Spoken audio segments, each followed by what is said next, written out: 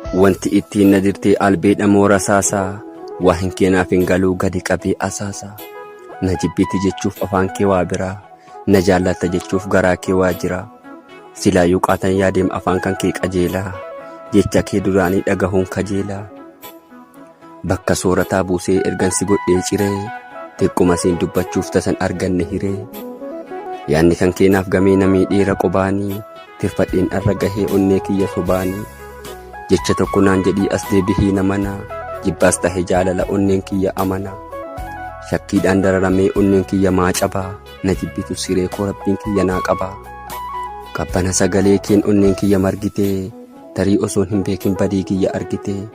Mootarii na jibbitee natti himuu qaanoftee, sammuun kiyya dhibamtee hunda keessa naannoftee. Gaaf tokko naa hubattaa dhugaan kiyya sii dhufee, nagaa qofan siif hawwaa tilmaama koo sii cufee.